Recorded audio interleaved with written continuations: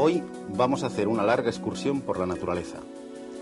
Un frondoso bosque nos refresca el ambiente. Una cadena de montañas en forma de sierra rasgan el horizonte. Sobre ellas, unas nubes blancas adornan el cielo. Difícilmente podríamos representar los elementos de este paisaje utilizando la geometría clásica, la geometría de las rectas y de las curvas, la geometría de Euclides. Esta geometría, creada hace 2500 años, nos sirve como herramienta para describir el mundo artificial creado por el hombre, donde aparecen elementos regulares basados en líneas rectas y en curvas sencillas.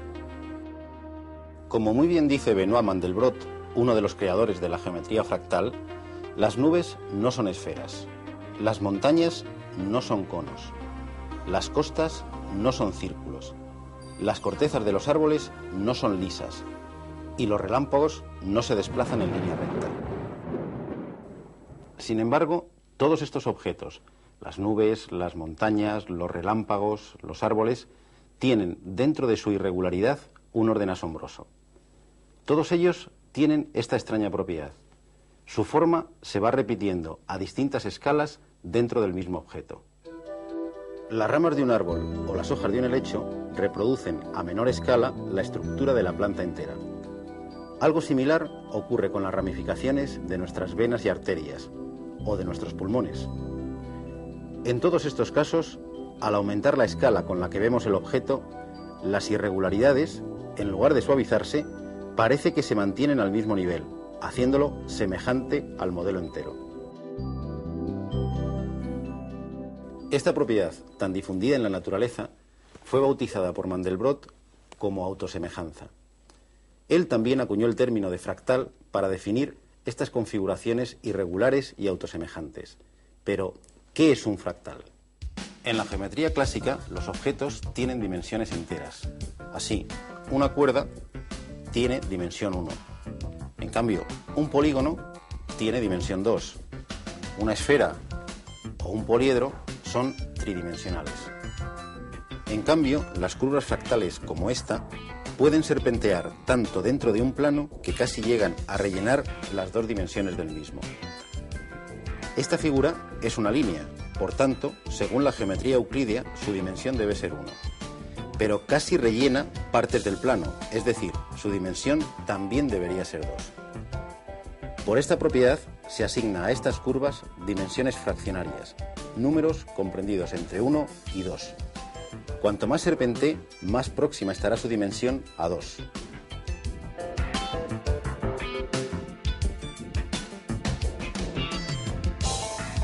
Esta otra curva, denominada de Hilbert, llega a llenar todo el plano. Su dimensión es 2.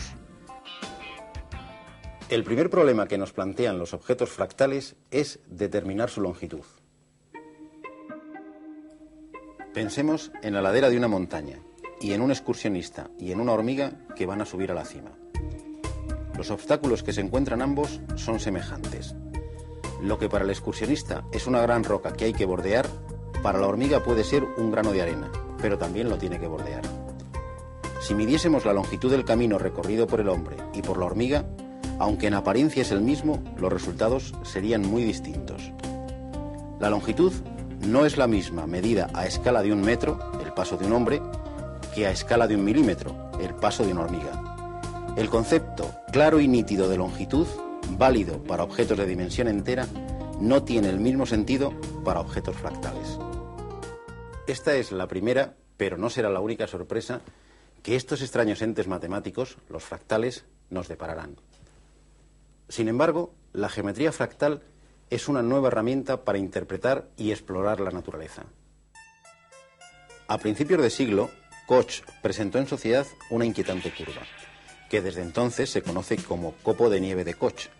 Lo curioso, y esto va a ser común en casi todos los fractales, es que es fácil obtenerla mediante un simple proceso de iteración.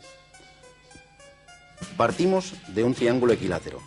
De cada uno de sus lados quitamos la tercera parte del centro y levantamos sobre ella otro triángulo equilátero.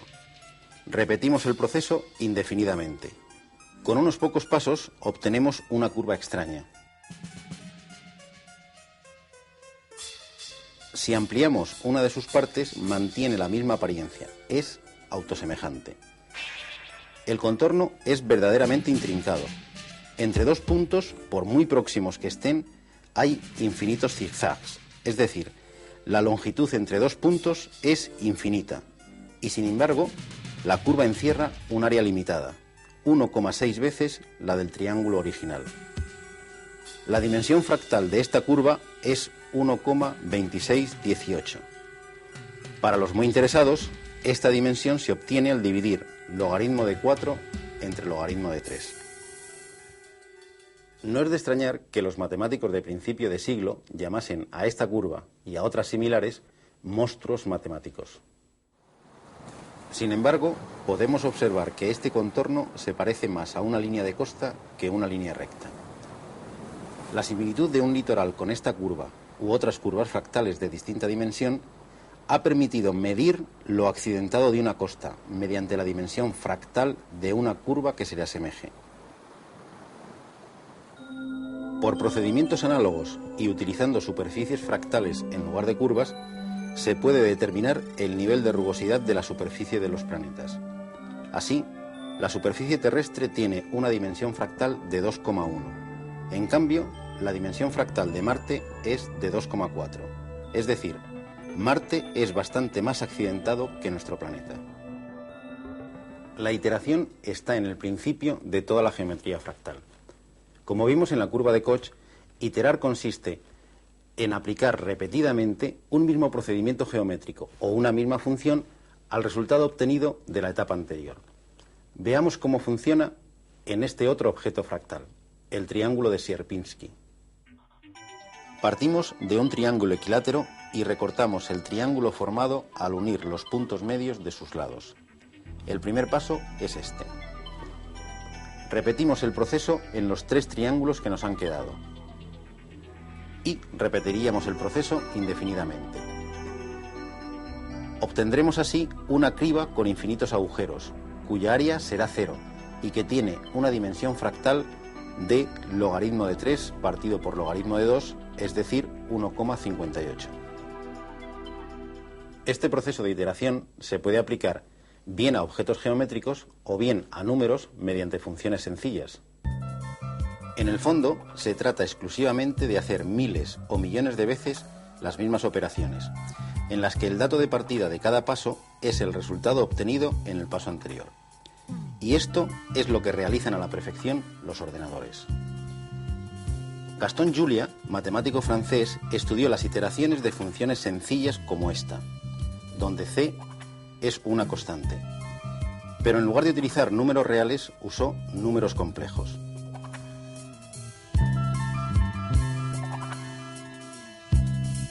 Un número complejo consta de dos componentes, una real y otra imaginaria, y se puede representar mediante un punto en un plano. Para un valor concreto de c, Julia pintó de blanco los puntos del plano correspondientes a valores de z que en la iteración se alejaban cada vez más del origen. Se iban a infinito.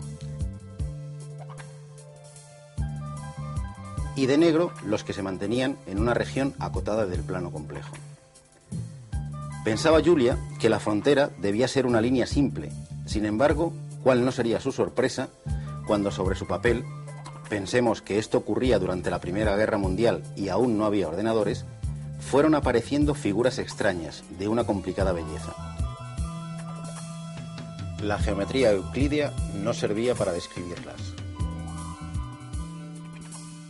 Mandelbrot descubrió en 1979, y utilizando ya ordenadores, que iterando la misma función podía generar en el plano complejo una especie de mapa de todos los conjuntos de Julia, el famoso conjunto de Mandelbrot.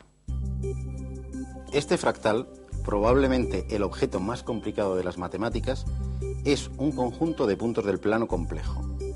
Cada punto está coloreado de un color distinto en función del número de iteraciones que hay que realizar para garantizar que el resultado está acotado.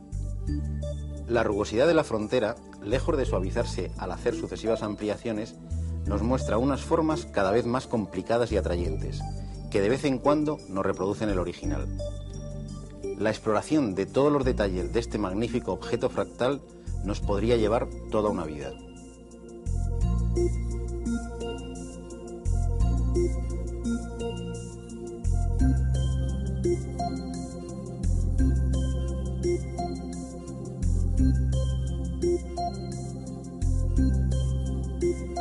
Y todo ello realizando una sencilla operación matemática, la iteración de esta función compleja. Tómese un número, elévelo al cuadrado y súmele el número inicial. Repita el proceso con el número obtenido.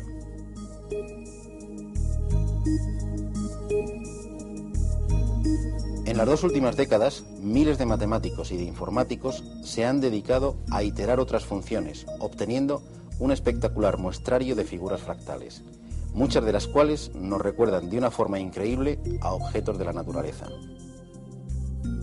Michael Barclay consiguió mediante un sencillo programa una réplica casi exacta de una hoja de helecho. Hoy, con un simple ordenador personal, podemos jugar a ingenieros genéticos generando simulaciones de las ramificaciones de nuestras propias plantas o creando nuestros propios paisajes fractales.